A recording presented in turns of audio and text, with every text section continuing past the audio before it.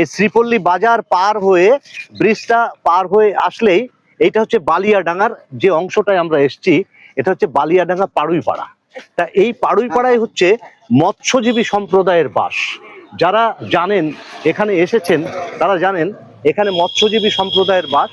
এদের মূল জীবিকা হচ্ছে এই নদী বাওড় থেকে মাছ ধরে সেই মাছ বাজারে বিক্রি করে তাই দিয়েই এরা সংসার নির্বাহ করে। তা সেই মৎস্যজীবী সম্প্রদায় বালিয়াডাঙ্গা পাড়ুইপাড়ার কয়েকজন মানুষকে আমরা পেয়ে গেছি। এর নাম হচ্ছে রামগোপাল, অনেকটা বয়স হয়েছে। এর নাম কিশোর। কিশোর এর নাম কিশোর, কি জন্য তোর পদবি কি?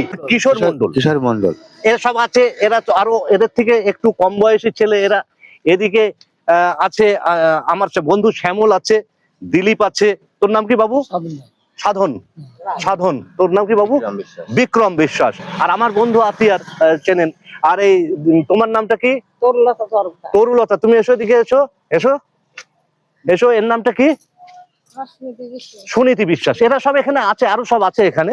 তা মূল বিষয়টা হচ্ছে এই যে আপনারা জানেন মোল্লাহাটির নীলকুঠি, সেখানে গয়া মেম থাকতো।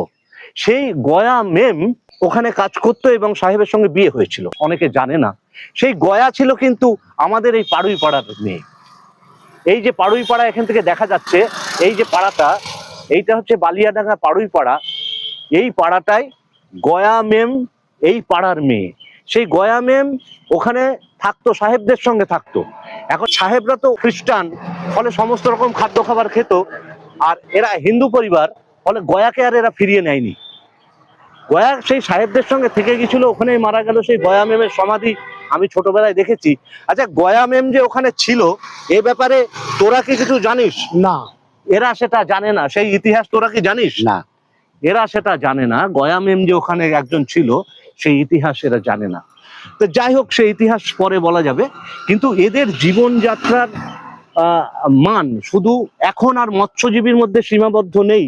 কারণ হচ্ছে নদী কিংবা খালের জল, নদী খালের জল এখন কেমন? শুকিয়ে গেছে। শুকিয়ে গেছে, পচা গন্ধ বেরোচ্ছে। পচা। পচা। তাহলে মাছ ধরতে কি যাস এখনো?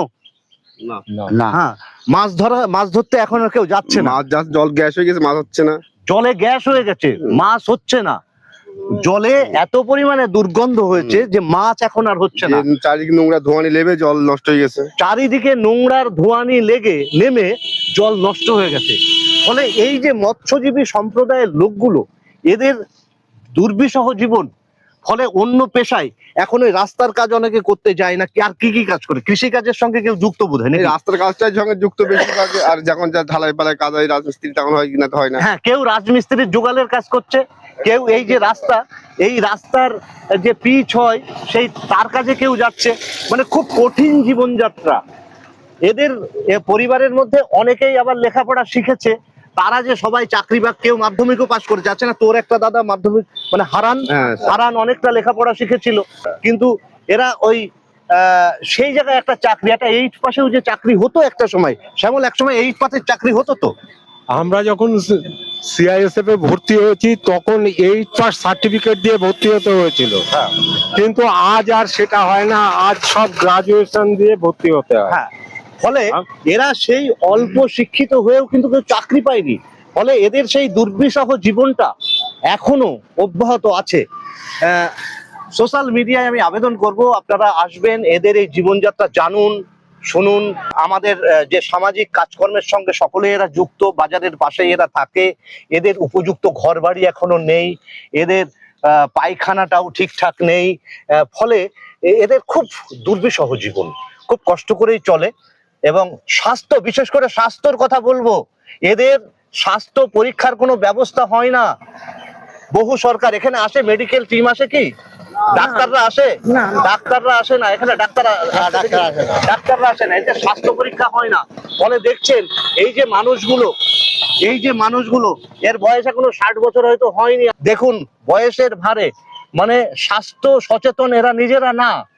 হয়েছে কি, স্বাস্থ্য পরীক্ষার এদের কোনো ব্যবস্থা নেই, মেডিকেলটাও এরা ঠিকঠাক পায় না।